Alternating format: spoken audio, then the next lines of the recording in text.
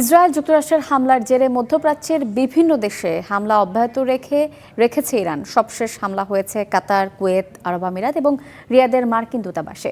এসব হামলার সবশেষ তথ্য নিয়ে আমাদের আরেকটি স্টুডিও থেকে সরাসরি যোগ দিচ্ছেন সহকর্মী নূর মোহাম্মদ। নূর, সবশেষ মধ্যপ্রাচ্যের কোথায় কোথায় হামলা হয়েছে বলে আপনার কাছে তথ্য আছে? আপনি যেমনটি জানাচ্ছিলেন যে যুক্তরাষ্ট্র এবং ইসরায়েল মিলে ইরানের উপর হামলা চালাচ্ছে এবং জবাবও দিচ্ছে ইরান। এরই মধ্যে মধ্যপ্রাচ্যের অন্তত ৮টি দেশের মার্কিন ঘাঁটি এবং বিভিন্ন স্থাপনায় হামলা চালিয়েছে ইরান। সবশেষ যেই হামলাটি হয়েছে সেটি আজ ভোরে হামলা হয়েছে রিয়াদে মার্কিন দূতাবাসে। আমরা সেই বিষয়টি দেখতে চাই। স্যাটেলাইট ইমেজে আসলে কি দেখাচ্ছে মার্কিন গণমাধ্যম গুলো এই বিষয়টি তুলে ধরেছে। আমরা দেখতেই পাচ্ছি যে এই স্যাটেলাইট ইমেজের মাধ্যমে উঠে এসেছে সেখানকার যে পরিস্থিতিটি কী দাঁড়িয়েছে বা ক্ষয়ক্ষতির পরিমাণটি কী। যদিও বিভিন্ন গণমাধ্যমের তথ্য বলছে যে খুব বেশি একটা ক্ষয়ক্ষতি হয়নি। 2টি ড্রোন হামলা চালিয়েছে সেই স্থাপনাটিতে। ছোটোখাটো কিছুটা ক্ষয়ক্ষতি হয়েছে, কেউ মারা যায়নি, এই রকম একটি খবর দিচ্ছে।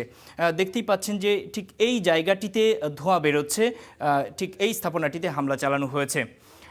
একই সঙ্গে এখন যেই ফুটেজটি দেখছেন এটি লেবাননের ফুটেজ এবং মার্কিন গণমাধ্যমগুলো বলছে যে, বিশেষ করে বার্তা সংস্থা রয়টার্স তাদের ফুটেজে দেখাচ্ছে যে এই পরিস্থিতি ছিল। সেখানকার যে পশ্চিমাঞ্চলীয় লেবাননে হামলা চালিয়েছে ইসরায়েল এবং ঠিক এই রকম জনবসতিপূর্ণ এলাকাকে টার্গেট করে তারা কিন্তু হামলা চালাচ্ছে।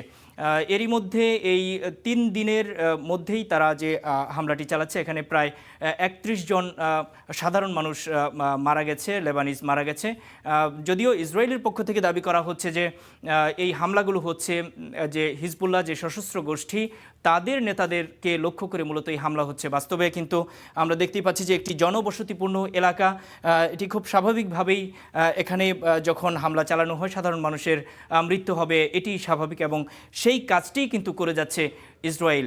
এই যে ইসরায়েলের যেই হামলা লেবাননে, এটি নতুন নয়। আসলে 2023 সালের যে 7 অক্টোবর গাজায় যখন গণহত্যা শুরু করে ইসরায়েল, এটির প্রতিবাদেই লেবাননের যে সশস্ত্র গোষ্ঠী হিজবুল্লাহ তারা কিন্তু হামলা চালাচ্ছিল। এর পরবর্তীতে এই দুপক্ষের মধ্যেই কিন্তু এই পাল্টা হামলা হচ্ছিল।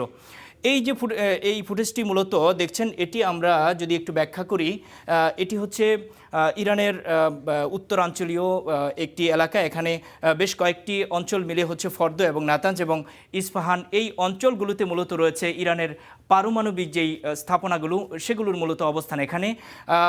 আজকে যেটি সবশেষ যে তথ্য এসেছে স্যাটেলাইট ইমেজের মাধ্যমে, মূলত মার্কিন গণমাধ্যমগুলো বলছে যে নাতাঞ্জ যেই প্রকল্পটি রয়েছে, পারমাণবিক কেন্দ্রটি রয়েছে, সেই জায়গায় মূলত হামলা চালানো হয়েছে।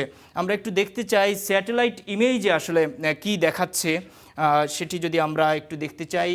এই যে ছবিটি দেখা যাচ্ছে এখানটাতে মূলত দেখতেই পাচ্ছেন যে বিভিন্ন জায়গায় আসলে হামলার ছবি, ধোঁয়া বেরোচ্ছে এইরকম বা ধ্বংসযজ্ঞ দেখা যাচ্ছে। বিশেষ করে এই অঞ্চলটিতে যদি আমরা দেখি, এখানটাতে মূলত হামলার যে চিত্রটি সেটি ফুটে ওঠে।